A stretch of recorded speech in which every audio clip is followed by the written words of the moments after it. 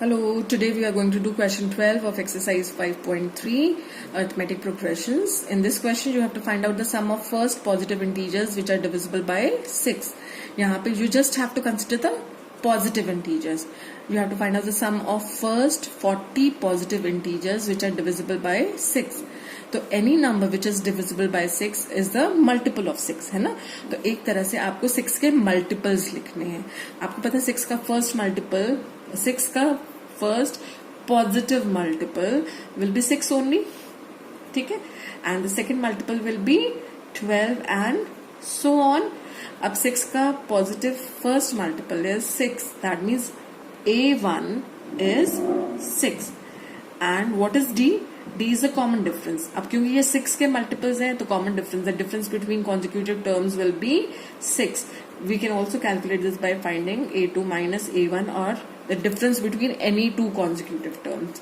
तो A2 minus A1 will be 12 minus 6 which is 6. तो हमारा first term A1 is 6 and D is 6. अब हमें क्या फाइंड आउट करना है? Sum of first 40 positive integers. That means we have to find out S40.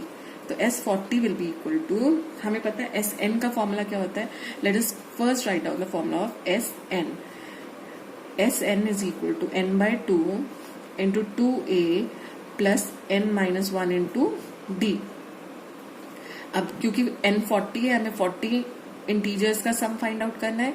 तो S40 is equal to 40 by 2 into 2a. a the first term is 6 plus n कितना है 40 माइनस 1 into d. d the common difference is 6.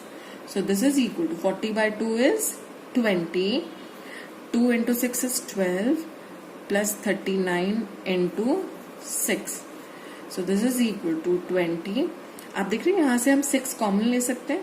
So if we take out 6 common तो हमारे पास यहाँ बचा 2. 12 divided by 6 is 2 plus 39. So this is equal to 120 into 41.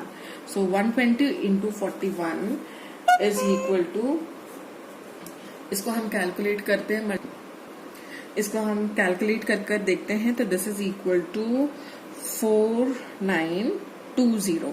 तो sum of first 40 positive integers which are divisible by 6 is 4920. I hope this is clear. Now moving on to the next question, the 13th question. ये भी almost same है. You have to find out the sum of first 15 multiples of 8. 15 multiples of 8 मतलब जो 8 से divide हो रहे हैं या 8 के टेबल में आ रहे हैं ना.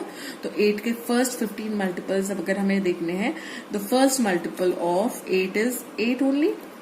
The second multiple is 16. First 15 multiples की बात की जा रही है ना. तो 8 1 is 8, the first multiple. Next will be 24, then 32 and so on, है ना.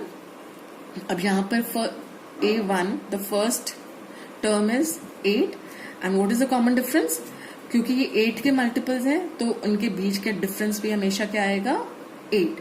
और you can calculate this by finding out the difference between any two consecutive terms. तो हम कैसे पता लगा सकते हैं? A2 माइनस A1 से भी पता लगा सकते हैं. A2 minus A1 is 16 minus 8 which is again 8. तो दिस इज 8. ठीक है. The common difference is 8. अब हमें क्या फाइंड आउट करना है? Sum of first 15 multiples of 8. तो let us use the formula of Sn. Sn is n by 2 into 2a plus n minus 1 into d. अब आपको n कितने मल्टीपल्स पता लगाने हैं? कितने मल्टीपल्स का सम पता लगाना है? 15. तो S15 is equal to 15 by 2 into 2a कितना है? 8 प्लस n की जगह मैंने पुट किया 15 minus 1 into d. So this is equal to 15 by 2 8 16 plus 14 into 8. So this is 15 by 2. इसमें से हम क्या कॉमन ले सकते हैं? We can take 8 common. तो हमारे पास यहाँ 16 को 8 से डिवाइड किया तो we have 2 plus 14. So this is 15 into 4 into 16 2 से इसको कैंसिल कर दिया, हमारे पास तो आया 15 into 4 into 16. So this is equal to 960. Hence the sum of first 15 multiples of 8, that means S15 is 960, where the first term A1 is 8 and D the common difference is also 8 because 8 के multiples consider कर रहे हैं हम, है ना. I hope this is clear. Moving on to the 14th question. The question is find the sum of the odd numbers between 0 and 50. Between की बात की जा रही है ना, तो वो 0 और 50 के बीच में जो पहला odd number आता है that is 1. ठीक है, जब हम numbers लिख रहे हैं 0, 1, 2, 3 and so on up to 50, तो आप देख रहे हैं इन दोनों के बीच में 0 और 50 के बीच में जो पहला odd number आ रहा है वो है 1 और जो लास्ट ऑड नंबर आ रहा है दैट इज 49. और आपको पता है ऑड नंबर्स के बीच का डिफरेंस कितना होता है. If you have to write down this AP, तो हमारी first term is 1, second term is 3, third term will be 5. We have to just take the odd numbers, है ना. तो सो ऑन अप टू 49. तो आपने देखा यहाँ first term A1 is 1 and D the common difference, that is the difference between any two consecutive terms, is A2 minus A1, which is 3 minus 1 equal to 2. तो common difference हमारा 2 है. A1 the first term is 1 and हमें यहाँ पर AN भी पता है. AN is 49. अब हमें ये पता लगाना है कि 0 से लेकर 50 के बीच में कितनी ऑड टर्म्स आ रही हैं. हमें n की वैल्यू फाइंड आउट करनी है. अब अगर हम इसको इलैबोरेट करें an को, an का फॉर्मूला होता है a plus n minus 1 into D. तो an की जगह मैंने a plus n minus 1 into D put करा. So this should be equal to 49. Now a the first term is 1 plus n minus 1 into D. D हमारा common difference कितना हमने निकाला था 2. So this is equal to 49.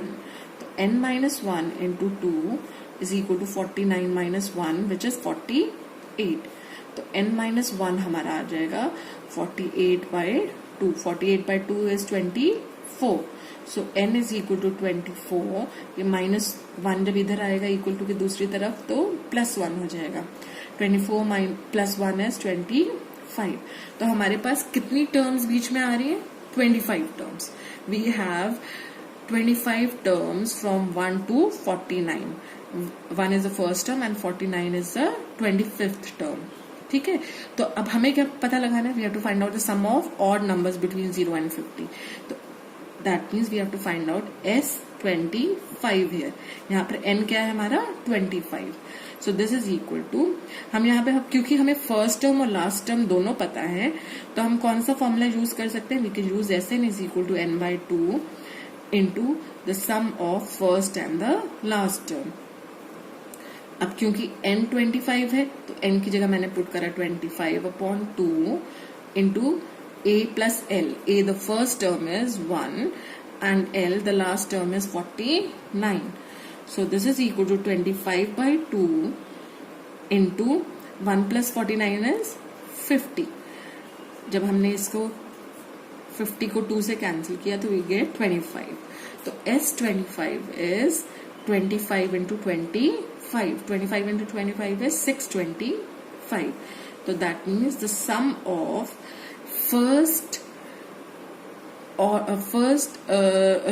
the sum of odd numbers between 0 and 50 or the sum of first 25 odd numbers is 625. I hope this is clear. Thank you.